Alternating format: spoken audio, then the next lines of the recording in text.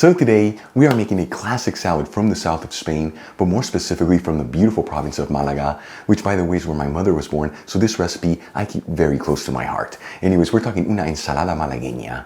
Now this is a salad that's filled with so many incredible textures and flavors.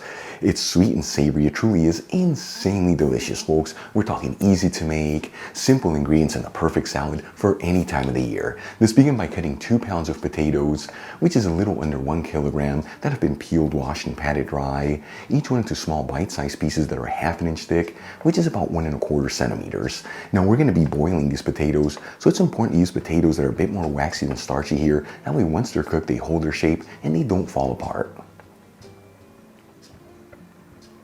Then we'll transfer the potatoes into a stock pot, making sure they're all in a flat layer. And we'll fill it with some cold water. You want to go to about 1/2 inch above the potatoes, which once again is about 1 1/4 centimeters. Then we'll season generously with sea salt and heat it with a high heat.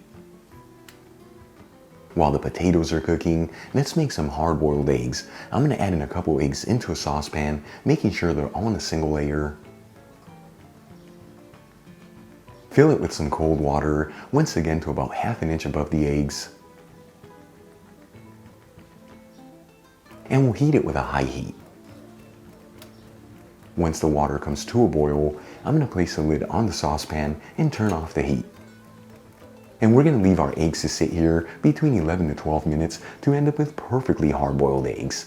Alright, let's move back to the potatoes. It's been about 15 minutes since I turned on the heat, and at this point, they should be perfectly cooked through. You know, you can always pierce them with a toothpick, and if it easily goes in there, but with some resistance, they are ready to go. You don't want to overcook your potatoes, otherwise they can easily get mushy. At this point, I'm going to remove the stock pot from the heat and drain the potatoes into a colander. While the potatoes are cooling off, let's start getting the rest of the ingredients ready. I'm going to grab 2 cans of tuna in olive oil and drain them into a sieve with a bowl underneath. Now the size of each can is 4 ounces, which is about 110 grams. And we'll flake the tuna to remove any of the excess olive oil. And like I always tell you, you don't want to over flake it, otherwise the tuna can easily dry up. And as for the olive oil from the canned tuna, we're not going to be using it in this recipe, but by all means do not toss this. You can use it to make some scrambled eggs, and let me tell you that tuna olive oil is going to give the eggs a beautiful lift of flavors. For the next ingredient, I'm going to grab a spring onion. We're going to be using the bulb and the tubular green leaves. I'm going to begin by roughly chopping the bulb. Now when I'm working with spring onions, it's exactly like working with regular onions. I like to remove between 1 to 2 of the outer layers, as those outer layers are not as firm as the inside ones, making it so much easier to chop the onion, and it actually gives it a better overall texture. And then we'll finally chop the tubular green leaves. I already rinsed them under some cold running water and patted them dry. And for the final ingredient, we're going to peel 1 orange and then thinly slice it. I like to begin by cutting off about 1/2 inch from each end, which once again is 1 1/4 centimeters. Cut the orange in half vertically, that's to say through the stem.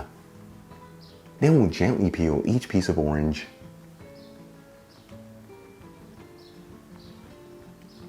And then thinly slice the half oranges. You want a thickness of about 1/4 inch, which is a little over 1/2 centimeter.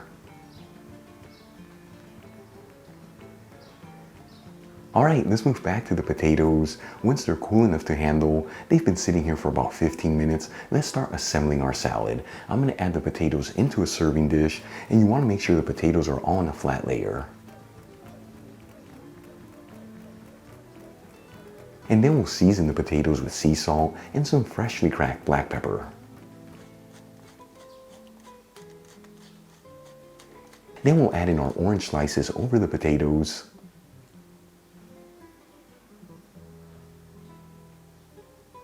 The drained canned tuna,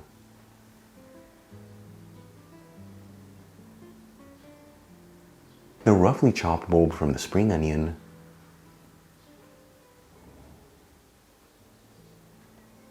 the finely chopped green leaves from the spring onion,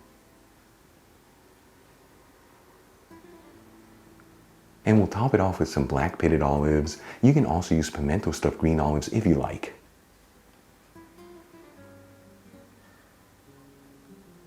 And for the final touches, I'm going to cut the hard-boiled eggs, each one into 4 evenly sized wedges, and add them over the salad.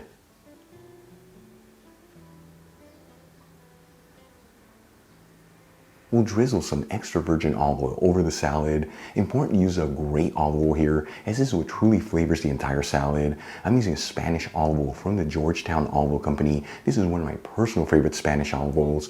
You'll find a link where you can get it in the description box below. Check it out. Our Ensalada Malagueña has done a beautiful salad from the south of Spain, easy to make, in such a beautiful presentation. You can serve this at room temperature or even chilled. Either way, let's give it a try and see how it turned out.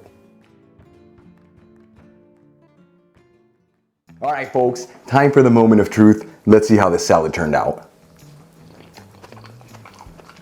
That was a big bite. Absolutely beautiful. All the ingredients work so well together, and then you get that sweetness from the orange that takes it to the next level, folks. Easy to make, a classic salad from the south of Spain, from the province of Malaga. Get this to try at home, and I promise it's gonna completely blow you away because it is that good. Really quick before I go, shout out to a couple of my patrons: Martin John Madsen, Jesper Haloon, Jim Owens, Tommy Williams, Clarence Bolin, and Martin Giddings. Again, guys, thank you so much for being patrons of Spain on a Fork. You know how much I appreciate you. If you enjoyed today's video, hit that like button, as it really helps out the channel. Leave me a comment below, and don't forget to share this video with your family and friends. That way our Spain on a Fork community can continue to grow. Till the next time, hasta luego.